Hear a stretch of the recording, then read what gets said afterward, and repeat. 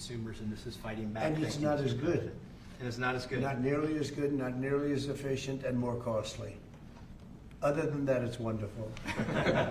Thank you. Great Mr. job. President. Thank you very much. Great. Fantastic.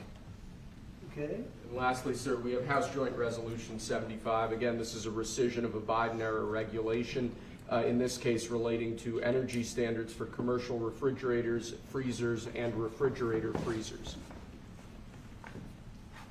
Do you have the sink one in here, the sinks and shower heads? We have an executive order on that coming for you later, sir. Yes, That's sir. coming when? Later this afternoon. Okay, good. You gonna be around later this afternoon? Good. Sinks and shower heads, where you buy a home and you have a new shower head and you don't get any water, the water doesn't come out of the sink, the water comes out of nowhere. What a shame, what a ridiculous waste. Okay, let me do this. Come here, who's responsible for this? This is mine, Mr. President. Oh, good man Yes, here.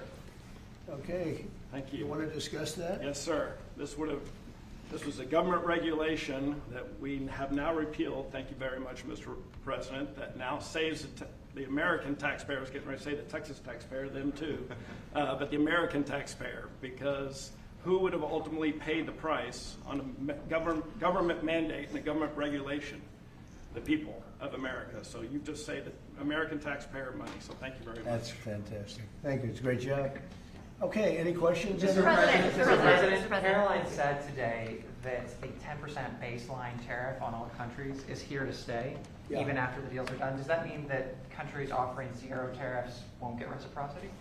You are going to always have a baseline. I mean, there could be an exception at some point. We'll see. You know, somebody does something exceptional for us. That's always possible. But basically, you have a baseline of a minimum of 10%. And some of them will be much higher, 40%, 50%, 60%, as they've been doing to us over the years.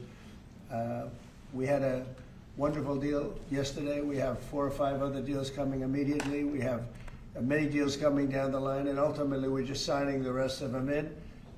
But we always have a baseline of 10%. And then specifically on the possibility of an increase in taxes on wealthier Americans, what do you say to conservative Republicans who argue that this is an increase on small business owners? Well, what we're doing is we're actually, if we ever did that, it would only be, and from what I hear, people would love to do it, rich people. I would love to do it, frankly, but what we'll do is that, you know, they'll go around saying, oh, this is so terrible. Would you do it? Is you're giving up something up top in order to make people in the middle income and the lower income brackets save more. So it's really a redistribution.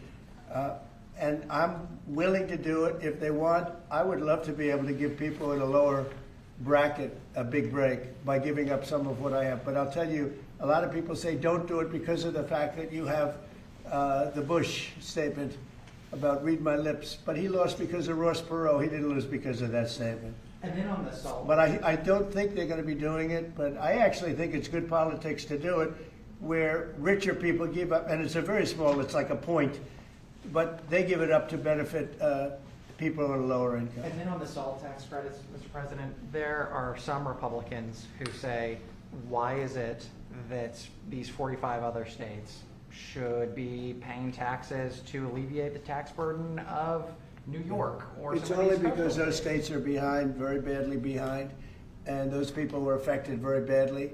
And, you know, the sad part is oftentimes they were affected badly because you had bad management in those states, like in California with Newsom and, you know, people.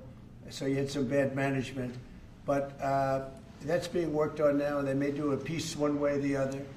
It's a very complex issue, but I think it's being worked out. I think it's going to be. It has not been settled yet, but they'll settle it up pretty quickly. Are you considering? Mr. President, what parameters have you given Scott Bessent on negotiating with China this weekend? We have to make a great deal for America.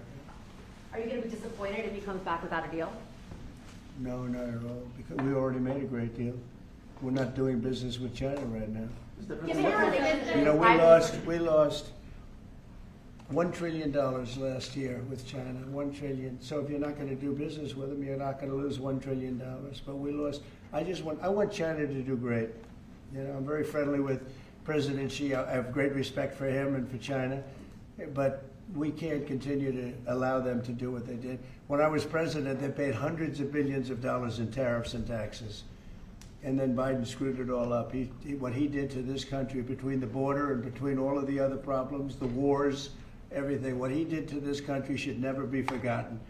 But one of the things he did is the trade was so bad and so imbalanced. So I think we're going to come back with a fair deal for both China and us. Have you given Besant a number of how low you're willing to Yeah, go? I am. Are you What's willing the to share number? that number? Is that No. the 80%? But I put out a number today, 80%, so we'll see how that all works out. Mr. President, the U.S. Embassy in Kyiv is warning right now about possible Russian significant attack on Kyiv. What's your message for Putin? I have a message for both parties. Get this war ended. We're losing 5,000 soldiers a week, Russian and Ukrainian soldiers, and other people also, by the way. And I say, get this stupid war finished. That's my message for both of them. Thank you very much. We'll see you in a little while. We'll see you later. Thank you, Russ. We're heading out. Thank you. Thanks, guys. Thank you. Right out through there. Thank He you. just came in to say hello. What did you discuss? Almost nothing. He came in to say hello. It was very nice, and I think he came in to thank me, frankly. I mean, I would say the primary reason, but he was very nice. He's a nice man, but I think he actually came in to thank me. Is he complying with ICE like you'd like to see? You'd have to ask Tom Homan. Mr. President, do you have a reaction to Bill Gates' comments yesterday that the cuts in USAID will lead to millions of deaths of children around the I world? don't know anything about his comments. Thank you. Thanks, guys. Thank you very much. Thank you. Let's head out. Thank you all. Thanks, guys. Thank you. Let's start moving. Thank you. Thank you. Thank you.